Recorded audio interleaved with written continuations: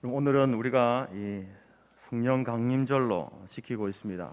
또 이제 5월 가정의 달 이제 부부 주일인데 두 가지 다 이렇게 말씀을 할 수 없어서 부부 주일에 관한 말씀은 다음 주에 이렇게 하고 오늘은 성령 강림 이 사건에 대해서 함께 말씀을 나누고자 합니다.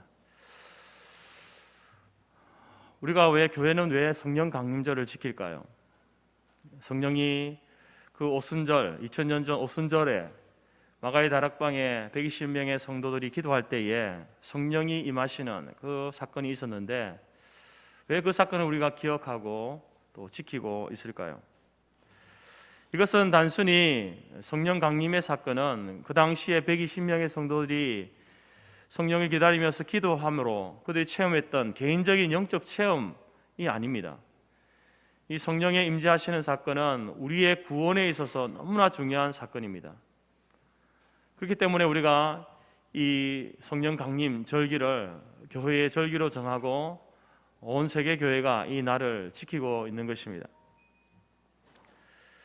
헤르만 바빙크 목사는 성령 강림절에 대해서 이렇게 이야기했습니다. 오순절 성령 강림의 사건은 하나님께서 하신 세 번째 큰 사역으로 첫 번째는 창조 사역이고 두 번째는 예수님이 이 땅에 오신 성육신의 사역이고 세 번째가 바로 오순절 성령님이 강림하신 사역이다 이렇게 이야기했습니다. 여러분, 이 창조의 사역과 예수님의 성육신하신 사역과 그리고 오순절 성령 강림의 사역은 이처럼 우리가 죄인인 우리가 하나님 앞에 구원받는 일에 있어서 너무나 중요한 사건입니다. 그렇기 때문에 이것은 단순한 120명 성도들이 개인적으로 체험했던 영적인 체험이 아니라 하나님의 구속 역사에 있어서 너무나 중요한 큰 사건이다.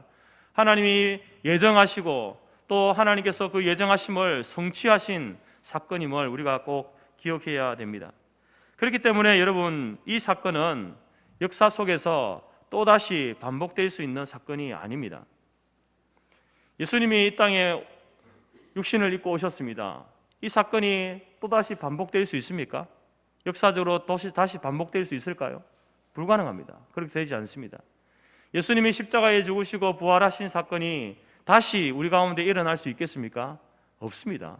그것은 바로 단 한 번의 사건으로 우리의 구원을 이루셨기 때문에 다시 반복할 이유가 없는 것입니다.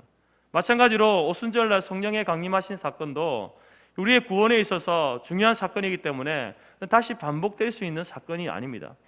2000년 전 마가의 다락방에 오셨던 그때 임하셨던 그 성령님, 그 성령의 오심이 단 한 번 그것으로 이제 완성되어졌고 그 이후로는 우리를 떠나지 아니하고 함께 하시는 그러한 성령님이 되시다라는 것입니다. 그러면 왜 예수님 성령님께서는 우리 가운데 오셔야 했을까요? 하나님께서는 성부 하나님께서는 바로 아담의 불순종으로 말미암아 이 타락하고 제약된 세상 속에서 하나님의 택한 백성들을 구원하시기 위해서 예수 그리스도를 이 땅에 보내주셨습니다. 예수님께서 십자가에 죽으시고 부활하심으로 말미암아 우리의 죄가 용서받고 또 우리가 사망의 권세 아래서 다시 자유하게 되어졌습니다. 그래서 이제 이 구원의 길을 우리에게 열어주신 것이죠. 그러면 우리가 예수님께서 우리 죄를 위해서 죽으셨고 부활하셨는데 그러면 그 예수님을 우리 스스로 믿을 수 있는가? 그분을 나의 하나님으로 나의 주로 인정하고 고백하고 받아들이고 영접할 수 있는가 하는 것입니다. 불가능합니다. 성부 하나님께서 교회 가시고 성자 예수님께서 그 구원의 길을 열어주셨지만 이 사실을 우리 인생들이 타락한 인생들이 그것을 믿을 수 있는 존재가 아니다라는 것입니다. 죄로 인해 어두워진 우리의 심령은 도무지 예수님의 십자가의 은혜를 믿고 의지할 수가 없는 존재입니다. 그리고 이 십자가의 도라고 하는 것이 멸망받을 자들에게는 미련한 것으로 보이기 때문에 그것을 예수님이 십자가에 죽은 거하고 나의 구원과 무슨 상관이 있냐라고 생각하면서 믿지 않는 것이 모든 인생들의 모습이었다라는 겁니다. 그러면 우리가 어떻게 구원을 받을 수 있습니까? 바로 이 성령 하나님이 우리 가운데 강림하시는 이 사건, 성령님이 이 땅에 오심으로 말미암아 그 성령 하나님이 우리에게 지혜를 주시는 겁니다. 우리로 하여금 구세주를 믿을 수 있도록 이 예수님이 우리의 하나님이고 나의 주님 되시고 나의 왕 되심을 믿을 수 있도록 해주시는 분이 바로 성령 하나님이십니다. 성령의 오심으로 말미암아 우리는 예수님의 십자가의 의미를 알게 되었고 믿게 되었고, 그래서 우리가 구원받을 수 있게 된 겁니다. 구원받은 존재로 살게 된다라는 것입니다. 예수님의 십자가와 부활이 없이 구원이 있을 수 없듯이 성령님의 강림하시는 임재하시는 이 사건이 없이는 우리는 구원받을 수 없습니다. 예수를 구주로 믿을 수 없기 때문에 구원받을 수 없는 것이죠. 성령님이 오셔야만 이 예수님을 구주로 믿고 구원받을 수 있게 된다라는 것입니다. 그래서 여러분, 하나님께서는 바로 약속하신 그 성령을, 예수님께서 말씀하셨던 그 성령을 우리 가운데 보내주시게 된 것입니다. 이처럼 성령 하나님이 이 땅에 강림하신 목적은 하나님께서 택하신 자들에게 예수 그리스도를 구주로 믿게 하시고 구원받게 하시기 위해서 이 땅에 강림하셨습니다. 여러분, 이처럼 이 중요한 이 성령의 강림의 사건, 예수님의 십자가와 부활의 사건과 동일하게 중요한 이 성령 강림 사건을 여러분, 우리가 이것을 제대로 알지 못한다고 한다면, 이것을 믿지 않는다고 한다면 어떻게 우리가 구원을 받을 수 있겠습니까? 예수님께서 열어놓으신 이 구원을 우리에게 효과적으로 적용하시는 분이, 우리의 개개인에게 그것을 다 적용시켜 주시는 분이 누구냐? 성령 하나님이십니다. 여러분, 이 말은 주보에도 제가 기록했지만 너무나 중요한 말입니다. 예수님께서 열어놓으신 그 구원의 길을 우리가 스스로 선택해서 갈 수 있는 존재가 아닙니다. 그것을 누가 가능하게 하시는가? 그것을 누가 우리에게 적용시켜 주시는가? 바로 성령 하나님께서 우리 각 사람에게 이것을 적용시켜 주십니다. 그러므로 인하여서 우리가 구원받은 하나님의 백성으로 살게 되어진다라는 것입니다. 이처럼 성령 강림 사건은 너무나 우리 구원에 있어서 중요한 사건이고, 그래서 이것을 우리가 이 오순절 성령 강림의 사건, 이 강림절을 우리가 지키고 있는 것이고, 우리가 그 사건을 통해서 하나님께서 주신 그 은혜를 누리게 된다라는 것입니다. 그리고 오늘 이 성령 강림 사건을 통해서 우리가 본문을 읽다 보면은 그 당시에 이제 오순절 날 성령이 임하시는 그 사건을 통해서 그 가운데 있던 제자들이 성령 충만함을 받았다라고 이렇게 이야기하지 않습니까? 성령 충만이라고 하는 것이 무엇인가? 성령님이 그 가운데 마가의 다락방에 임재하시고, 그리고 그들 가운데 성령의 충만함을 받았다, 이렇게 이야기합니다. 여러분, 성령의 충만이라고 하는 것은 바로 성령 하나님이 내 안에 거주하시며 성령 하나님의 다스림을 받는 것을 의미합니다. 전적으로 성령 하나님의 다스림 가운데, 그 명령과 말씀 가운데에 온전히 순종하고 순복하는 삶, 그게 성령 충만한 삶의 모습이다라는 겁니다.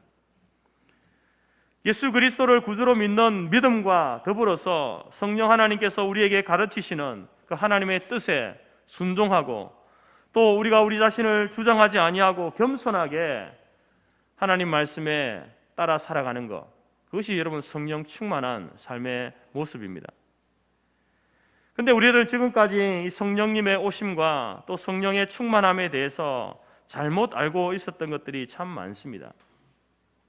우리가 사도행전을 읽으면서 성령 충만하면은 방언을 하는 것, 방언을 해야 성령이 충만한 것이구나 라고 이렇게 생각한 때가 많이 있었습니다. 또 복음서에 보듯이 귀신을 쫓아내고 병을 고치고 여러 가지 은사를 행할 때에 이 사람이 성령이 충만하구나, 그렇게 생각할 때가 많았다라는 것입니다. 그러나 성령 충만은 그런 것이 아닙니다. 오늘 본문의 말씀을 보게 되면 오순절날 이제 예수님의 제자들이 한 곳에 모여서 있게 됩니다. 그들이 모여 있는 이유가 무엇입니까? 사도행전 1장 4절에 보면 예수님께서 이렇게 부탁하시죠. 예루살렘을 떠나지 말고 내게 들은 바 아버지의 약속하신 것을 기다리라. 그 아버지의 약속하신 것은 무엇이냐? 바로 성령님입니다. 성령님이 오실 것인데 그 성령님을 기다리라고 하는 그 예수님의 부탁을 듣고 그들이 이제 마가의 다락방에 모여 있는 것입니다. 여러분, 이 사도행전 1장 4절에 보면은 내게 들은 바 아버지의 약속하신 것을 기다리라, 이렇게 그 말씀 속에 보게 되면은 삼위일체 하나님이 모두 등장합니다. 내게 들은 바 할 때 나는 누굽니까? 예수님이시죠. 성자 예수님을 이야기합니다. 그리고 아버지의 약속하신 것, 아버지는 바로 성부 하나님을 가리키고요, 약속하신 것은 바로 보혜사이신 성령 하나님을 가르칩니다. 이 약속은 요엘서 2장 28절 성부 하나님께서 보내주시기로 하신 그 영, 약속하신 영이라는 그 말씀 속에 이미 예언되어진 그 사건이죠. 그리고 또한 요한복음 14장 14절에서도 예수님께서 성부 하나님께 구하여 주신 보혜사 성령이라고 이렇게 말씀하고 있습니다. 성령님의 다른 이름을 보혜사라고 이렇게 이야기하는데요, 이 보혜사라는 말은 위로자, 좋은 자 혹은 조력자라는 그러한 의미가 있습니다.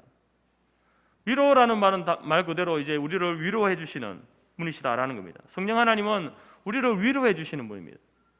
낙심하고 절망한 자들을 위로해 주시는 분이 성령 하나님이십니다. 또한 좋은 자라는 말은 상담자 혹은 변호자라는 말인데요, 죄를 지은 사람이 자신의 그 죄를 변호사에게 말하여서 그 죄를 변호해 줄 것을 맡기고 부탁하지 않습니까? 그처럼 바로 죄인인 우리가 하나님 앞에 서게 될 텐데 그때 우리 죄를 우리 스스로 변호할 수 없습니다. 우리의 무죄함을 어떻게 변호할 수 있습니까? 그때 여러분, 우리가 성령 하나님께 바로 그것을 부탁하는 것이죠. 우리가 예수 그리스도로 인하여서 예수 그리스도의 십자가와 부활의 사건을 통해서 우리가 무죄한 자가 되었다라는 것을 성령 하나님께서 성부 하나님께 변호해 달라고 부탁할 수 있는 존재가 성령님이십니다. 그래서 성령님은 우리의 좋은 자가 되고 변호자가 된다라는 것입니다. 또한 조력자라는 말은 말 그대로 우리를 도와주시는 분입니다. 우리가 이 땅을 살아갈 때에 여러분, 우리에게 힘을 주시고 살아갈 능력을 주시고 인생의 길을 모든 장애물들을 넘어가게 하시고 제거해 주시는 분이 누구십니까? 성령 하나님께서 그 일들을 하신다라는 겁니다. 여러분, 이처럼 이제 우리 보혜사 되신 성령님이 오순절날 강림하시고 제자들에게 성령 충만을 주셨는데 왜 그들을 성령 충만하게 하셨는가? 1차적인 목적은 바로 이 제자들로 하여금 복음을 알도록 하기 위해서 그랬습니다. 복음을 알고 그 복음을 증거하게 하기 위해서 그들에게 성령 충만함을 주셨습니다. 사도행전 1장 8절에 보면은 오직 성령이 너희에게 임하시면 너희가 권능을 받고 예루살렘과 온 유대와 사마리아와 땅끝까지 이르러 내 증인이 되는 것. 성령이 임하시면은 그들에게 권능을 주시는데, 성령의 충만함을 주시는데, 바로 그들이 바로 복음을 깨달아서 이제 복음의 증인으로 살아가는 그것을 위해서 성령의 충만함을 주신다라는 것입니다. 여러분, 제자들은 바로 이 성령의 충만, 성령의 임재하심으로 그들에게 주어진 성령 충만한 이 은혜가 아니고는 복음을 깨달아 알 수 없습니다. 마찬가지로 여러분들이 복음을 깨달아 알 수 있는 것도 바로 우리에게 오신 그 성령 하나님께서 그것을 깨닫게 하시는 겁니다. 성령 하나님께서 그것을 알게 하시는 것이죠.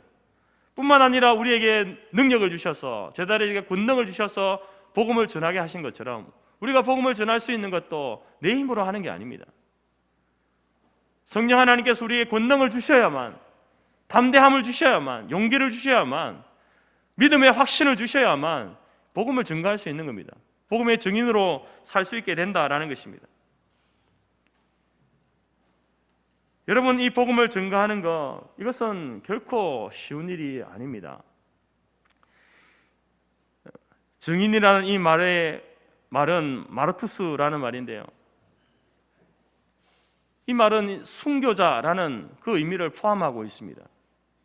다시 말해서 여러분, 우리가 복음의 증인으로 살기 위해서는 순교를 각오해야 된다라는 의미가 되는데, 더 정확하게 말하면은 증인은 복음을 위해 죽어야 하는 사람이다. 그 의미가 그 속에 담겨 있는 겁니다.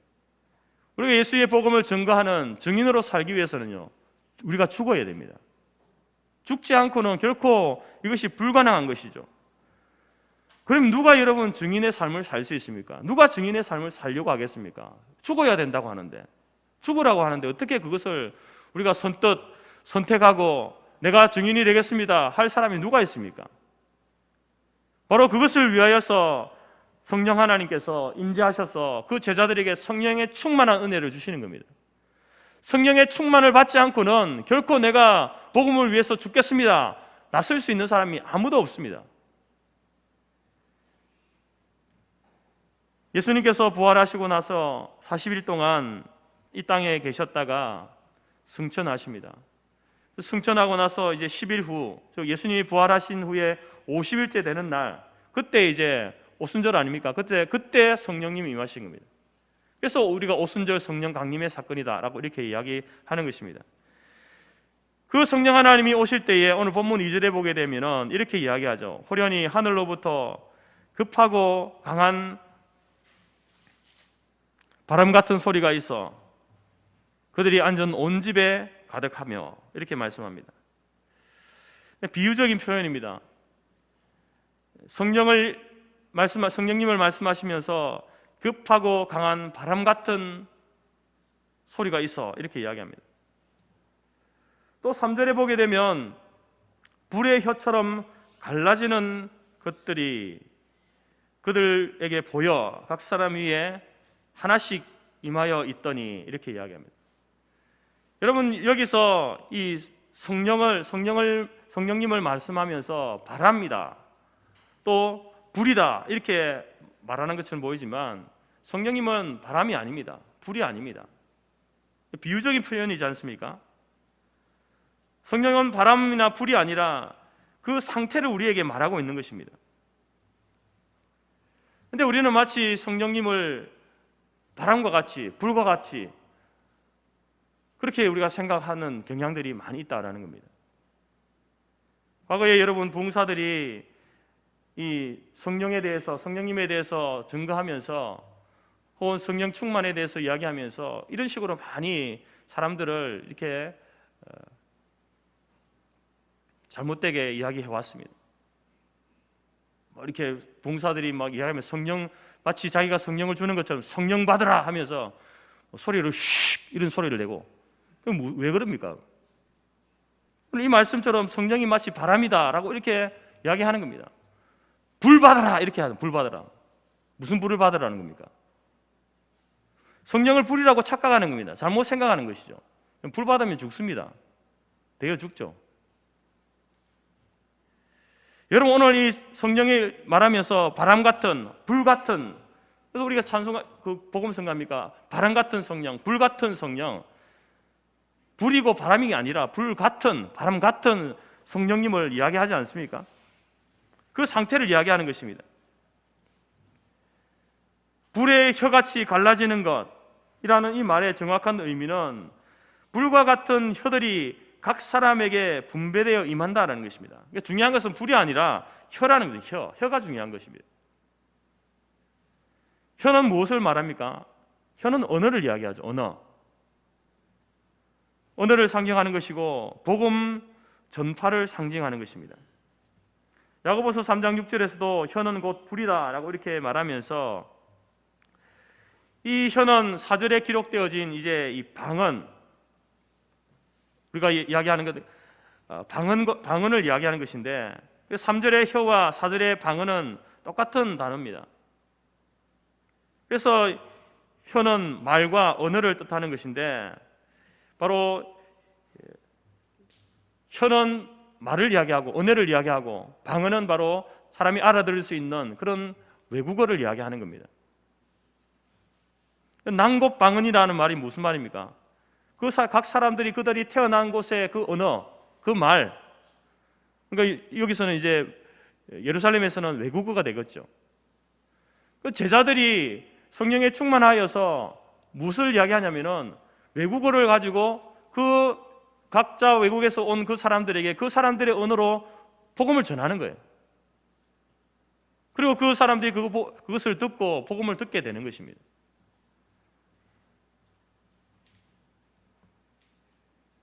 4절 말씀 보게 되면 성령의 충만함을 받아서 성령의 말하게 하심을 따라서 다른 방언, 다른 언어로 말하기 시작합니다. 여러분, 이것은 바로 예수님이 승천하실 때에 마가복음 16장 17절에서 이렇게 말씀하십니다. 믿는 자들에게 따르는 표적을 말씀하시면서 새 방언을 말할 것이다, 이렇게 말하죠.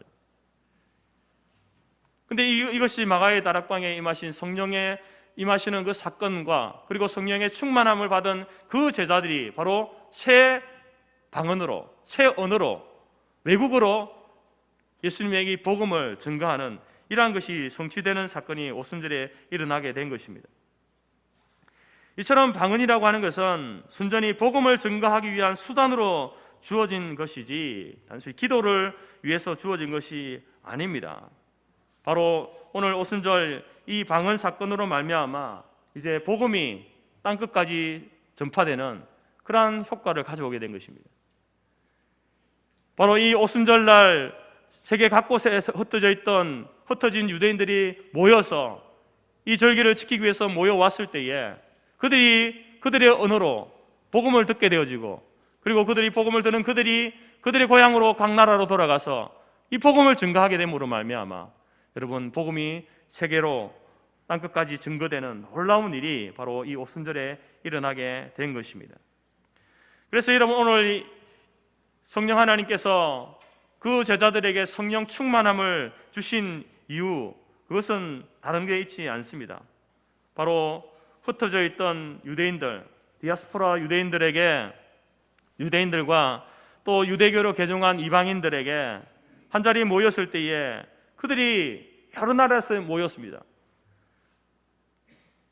그들에게 이제 성령 충만함으로 그 외국어로 복음을 전하게 되고 그것을 듣게 되어지므로 그것을 듣고 돌아간 사람들이 복음을 그 나라 그 사람들에게 또 증거하게 되는 놀라운 일들이 일어난 사건이 바로 오순절 성령의 충만함의 사건이고, 그 제자들이 방언을 말하게 하시고 방언으로 복음을 듣게 하시고 또 그것을 알아듣고 자기 나라로 돌아가서 복음을 증거하는 이 놀라운 일들이 일어나게 된 것입니다. 여러분, 이처럼 오순절 날의 성령 강림으로 인한 방언은 복음 전파하는 목적이 담겨져 있고, 제자들에게 성령 충만한 은혜를 주신 것도 복음을 증거하기 위해서 하나님께서 그들에게 부여하신 능력이다라는 것입니다. 여러분이 성령의 충만함을 받은 제자들 가운데 이제 그 성령의 충만을 받게 되면은 나타나는 현상이 변화되어지는 현상이 나타나는데, 대표적인 사람이 베드로 아니겠습니까? 우리가 잘 아는 것처럼 베드로가 원래 이제 그 예수님이 십자가에 죽으실 때에 계집종에게 나 예수님 모른다라고 3번이나 부인했던 그런 모습이 베드로의 모습이었습니다. 근데 성령의 충만함을 받음으로 말미암아 바로 이 베드로가 사도들과 함께 오늘 우리가 읽지는 않았지만 36절에 보게 되면 예수님이 십자가에 못 박혀 죽으신 그 복음에 대해서 유대인들에게 담대하게 복음을 전하게 됩니다. 너희가 십자가에 못 박은 이 예수를 하나님이 주와 그리스도가 되게 하셨다. 여러분, 이 말은 예수님이 십자가에 죽으신 이유 아닙니까? 신성모독이라고 하는 그 이유 때문에 예수님이 유대인들에 의해서 죽임을 당했는데 베드로가 똑같은 이야기를 하는 거예요. 죽을 각오를 하고 하는 겁니다. 죽일 테면 죽여봐라 라는 그 마음으로 하고 있는 겁니다. 여러분, 예수님을 모른다라고 혹시나 자기도 해를 당할까 봐 겁이 나서 부인했던 이 베드로가 어떻게 해서 이런 용기가 생겼습니까? 바로 성령 충만의 그 은혜를 경험하고 나서야 변화되어진 베드로의 모습을 보게 되는 것입니다. 그리고 담대하게 이 복음을 베드로가 설교할 때에 그 가운데 모여있던 많은 사람들이 마음이 찔려서 회개하게 되었고, 이날 세례받은 사람이 41절에 보게 되면 3,000명이나 되었다라고 이렇게 이야기합니다. 사랑하는 성도 여러분, 성령 충만이라고 하는 것은 어떤 방언을 말하거나 혹은 어떤 은사를 행하거나 신비한 능력을 발휘하는 것이 아닙니다. 진정한 의미는 예수 그리스도의 십자가를 믿고 변화되어 그 복음을 담대히 증거하는 것, 그렇게 살아가는 것, 그것이 성령 충만입니다. 또한 성령이 강림하신 목적은 우리로 하여금 복음의 의미를 알게 하시고 그 복음을 증거하게 하기 위함인 것입니다. 여러분, 오늘 성령 강림의 사건을 통해서 제1차적으로 변화되어진 사람들이 누굽니까? 바로 성령 충만함을 받았던 제자들입니다. 그리고 그 가운데 대표적인 사람이 베드로 아니겠습니까? 여러분, 이 성령 강림 사건 이전에 이 제자들을 보게 되면 물론 그들이 예수님을 따라다니면서 예수님의 말씀과 예수님이 행하시는 여러 가지들을 보면서 어렴풋이 복음이 무엇인지, 지금 예수님이 하나님 나라에 대해서 이야기하는데 이게 무엇인지 어렴풋이 알고 있었지만 그게 정확하게 뭔지 몰랐습니다. 복음이 뭔지 정확하게 몰랐습니다. 그러니까 여러분, 예수님이 십자가에 유대인들에게 잡혀가고 할 때에 다 도망가고 이렇게 하지 않았습니까? 그런데 이 오순절 성령 강림의 사건을 통해서 그들에게 성령 충만의 은혜가 주어질 때에 그 성령 하나님께서 복음을 알게 하시는 거예요. 예수님이 말씀하셨던 하나님의 나라가 무엇인지, 복음이 무엇인지, 왜 예수님이 십자가에 죽으시고 부활하셨는지, 승천하셨는지 이것을 깨닫게 하시는 거예요. 그것을 깨닫게 되니까 그들 안에 힘이 생기는 거예요. 가만히 있을 수 없는 겁니다. 열정이 생기는 거예요. 성령 하나님께서 그들에게 용기를 주시는 거예요. 가만히 있어서는 안 되겠구나. 내가 이 복음을, 예수님의 십자가와 부활의 사건을 전해야 되겠구나. 그래서 베드로가 설교하는 겁니다. 죽음을 각오하고 설교하는 거예요. 이런 놀라운 변화들이 바로 성령 강림의 사건을 통해서 일어나게 된다는 것입니다. 여러분, 우리가 이 성령의 강림의 사건과 이 성령 충만의 사건을 바라보면서 여러분, 우리에게도 동일한, 우리 안에 계신 성령님이 바로 이러한 일들을 우리로 하여금 하기를 원하시고 하게 하시는 분인데, 지금까지 우리는 어떤 모습으로 살아왔습니까? 이미 성령님은 우리 가운데 임하셨고 우리에게 내주하시는 그 성령님이 우리의 심령에 계속해서 우리가 어떻게 살아야 할 것인지, 복음을 위해서 어떻게 살아야 하는지 말씀하고 계시는데 우리가 그것을 외면하고 모른 채하고 그렇게 살아오지 않았습니까?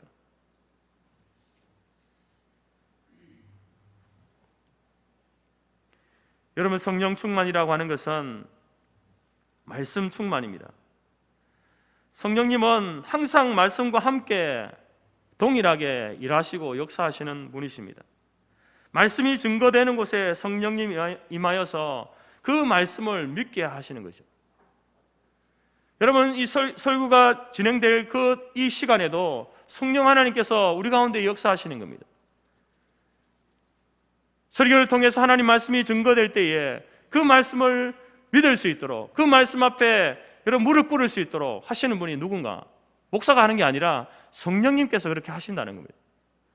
여러분의 마음이 때로는 찔림을 받기도 하고 위로를 받기도 하고 마음에 결단하기도 하고 하는 그것이 성령 하나님께서 우리 안에서 역사하시는 것입니다. 말씀을 통해서 역사하시는 거예요.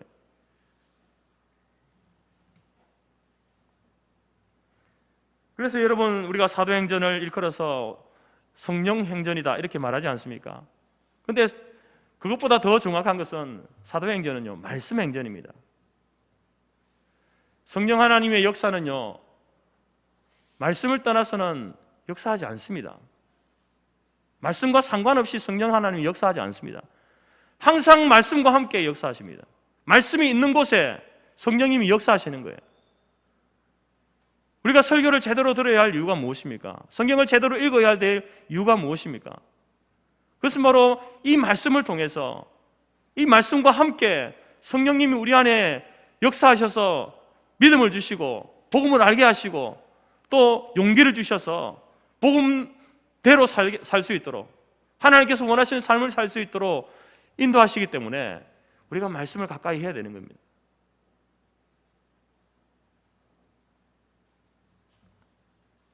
이사야 11장 9절을 말씀해 보게 되면 이런 말씀이 있습니다. 물이 바다를 덮음같이 여호와를 아는 지식이 세상에 충만할 것입니다. 여러분, 이 말씀을 완성시키기 위해서 성령 하나님께서 이 땅 가운데 임하신 것입니다. 그리고 제자들에게 그 복음으로 세상을 충만하게 하기 위해서 복음을 전할 수 있는 능력을 제자들에게 부여해 주셨다라는 것입니다. 그래서 여러분, 그 성령의 충만을 받은 그 사람들이 목숨 바쳐서 생명 다해서 복음을 증거하게 되었다라는 것입니다. 실제로 여러분, 우리가 이제 제자들의 그 삶을 한 사람씩 되짚어 가다 보면은 그 성령의 이 오순절날 성령 충만함을 받았던 그러한 제자들의 삶은 이 이후로부터 하나님 말씀을 깨달아 알게 되어지고 확실하게 믿어지게 되고, 그리고 생명의 말씀을 증거하면서 그들은 예수님처럼 복음을 인하여서 자신의 생명을 버리고 순교를 당하고 그런 삶을 살았던 모습들을 보게 되어집니다. 사도행전 11장 1절에서는 이렇게 이야기합니다. 이방인들도 하나님의 말씀을 받았다, 이렇게 이야기합니다. 여러분, 오늘 오순절의 이 표현을 빌리면 이방인들도 성령을 받았다 이렇게 해야 되는 게 맞는데, 사도행전 11장에서는 이방인들도 하나님 말씀을 받았다 이렇게 이야기합니다. 무슨 말입니까 여러분? 성령이 아닌 말씀을 받았다라고 하는 것은 바로 그들이 성령을 받았다는 것, 성령의 충만함을 받았다는 것이죠. 그 성령의 충만을 받았다는 것은 바로 이 말씀과 함께 성령님이 역사하신다라는 것입니다. 성령 하나님, 성령의 충만을 받는 것이 곧 말씀을 받는 것이고 말씀을 믿는 것이다라는 것입니다. 성령 충만은 단순히 방언을 말하거나 능력을 행하거나 은사를 행하는 그것이 아니라 하나님 말씀을 바로 믿고 그 말씀을 바르게 전하는 것, 말씀대로 순종하며 살아가는 것, 그게 성령 충만한 것입니다. 성령 충만의 삶이다라는 겁니다. 요즘은 여러분 우리가 뜸하지만 과거에는 이렇게 부흥 집회를 많이 하고, 또 부흥 집회 할 때에 보면은 대부분이 이제 그 집회하는 분들이 자기의 간증을 많이 하지 않습니까? 물론 간증을 듣게 되면 우리가 은혜가 되는 요소가 있습니다. 우리에게 도움이 되는 요소가 있지만, 그러나 여러분 이 간증을 듣다 보면은 사실 우리의 마음이 불편한 그런 경우들이 많습니다. 어떤 경우냐면은 그 간증이 간증으로 끝나는 게 아니라 자기 자랑으로 이렇게 자랑을 늘어놓는 듯이 이렇게 하는 분들이 많이 있습니다. 그리고 그렇게 하면서 그 자랑을 통해서 자기가 스스로 자기 영광을 취하는 그러한 모습들이 우리를 불편하게 하는 겁니다. 여러분, 간증이라고 하는 것은 주관적인 것이죠. 주관적인 체험 아닙니까? 객관적으로 일반화시켜서 말할 수 있는 것이 아닙니다. 하나님께서 내게 이러한 환경과 이러한 사건 속에서 이렇게 하나님이 역사해 주셨습니다 라고 하는 것을 이야기하는 것을 간증인데, 그 똑같은 사건이 나한테 벌어진다고 해서 똑같이 하나님께서 그렇게 역사하신다, 그렇게 말할 수 있는 게 아닙니다. 그렇게 말하는 것은요, 하나님의 능력을 제한하는 겁니다. 하나님은 똑같은 사건, 똑같은 일이지만 사람마다 다르게 일하실 수 있는 거예요. 다르게 역사하실 수 있는 분입니다. 왜 그 사람에게 했던 것처럼 똑같이 해야 그것이 하나님의 역사라고 생각합니까? 그렇게 생각하는 것은, 그렇게 주장하고 그렇게 되어지기를 요구하는 것은요, 하나님의 능력을 제한하는 겁니다. 신성모독입니다. 따라서 간증이라고 하는 것은요, 우리가 도움받을 수 있고 참고 정도 하는 그 정도로 생각해야지, 저 사람이 저렇게 간증했으니까 나에게도 똑같은 일이 일어나겠지 라고 생각해서는 안 된다는 겁니다. 하나님은 충분히 다르게 일하시고 다르게 역사하시는 분이십니다. 우리가 더 중요하게 여겨야 될 것은 바로 그 사람의 간증이 아니라 바로 하나님의 말씀입니다. 우리의 믿음을 성장시키는 것은 다른 사람의 간증이 아니라 오직 하나님의 말씀과 말씀을 통해서 역사하시는 성령님의 은혜입니다. 그것을 통해서 우리의 믿음이 자라고 증진되는 것이죠. 오늘 우리가 말씀을 통해서 성령 충만에 대해서 무지했던, 또 성령님의 임하심의 사건에 대해서 우리가 무관심했던 지난날의 우리의 무지함과 무관심을 회개하고, 오늘 말씀 들은 대로 이 성령 강림의 의미가 우리에게 이 구원의 복음을 믿게 하여서 구원은 받게 하시고, 또 그 복음을 증거하게 하시기 위해서 바로 우리로 하여금 성령의 충만한 은혜를 주셔서 그 권능을 가지고 능력을 가지고 제자들과 같이 생명을 바쳐 복음을 증거하는 이것을 위해서 성령님이 임하셨고 우리에게 성령의 충만한 은혜를 주셨고 우리 안에 내주하시는 그 성령님이 간절하게 원하고 있는 것이 바로 그것이다, 그 삶이다라는 것을 우리가 꼭 기억하며 여러분 마지막 때에 저와 여러분들이 열심히 주의 복음을 증거하는 삶을 살아갈 수 있기를 간절히 바랍니다.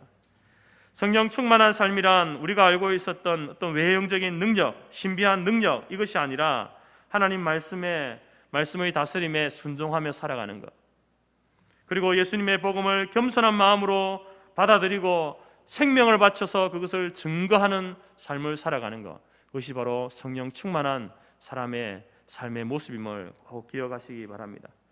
사랑하는 성도 여러분, 오늘 우리가 성령 강림절을 맞이하여서 바로 그 오순절 마가의 다락방에서 함께 모여서 간절히 기도하던 그 120명의 제자들, 성도들에게 성령님이 임하셨습니다. 오늘 우리 가운데 이미 임하신 성령님은 우리 안에, 여러분 안에 내주해 계십니다. 이제 우리가 구해야 될 것은 무엇이겠습니까? 하나님 그 제자들에게 성령 충만의 은혜를 주셨던 것처럼 우리도 성령의 충만한 은혜를 주십시오.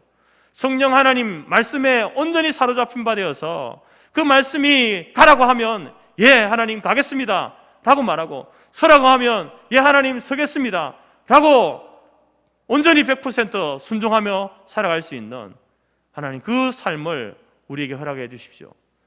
온전히 말씀에 사로잡힌 바 되고 성령에 사로잡힌 바 되어서 살아가는 생애가 되기를 원합니다. 그렇게 여러분 간구하시고 기도하시기 바랍니다.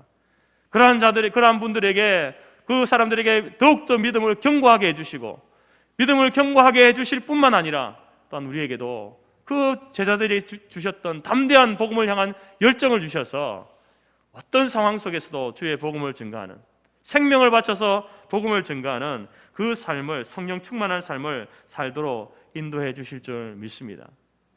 이번 한 주간을 살아가면서 여러분 안에 이미 계신 성령 하나님, 내 안에 말씀을 충만하게 부어주십시오. 그 말씀의 충만함을 통해서 말씀의 능력을 덧입어서 예수님의 제자들처럼, 베드로처럼 주의 복음을 증거하는 이 한 주간의 삶을 살아갈 수 있도록 도와주십시오. 기도하며 나아갈 수 있기를 간절히 바랍니다. 성령 하나님께서 여러분을 떠나지 아니하시고 언제나 함께 하시기를, 그 성령의 능력으로 한 주간도 능력 있게 승리하며 살아가는 저와 여러분의 삶이 되어지기를 주님의 이름으로 축복합니다. 기도하겠습니다.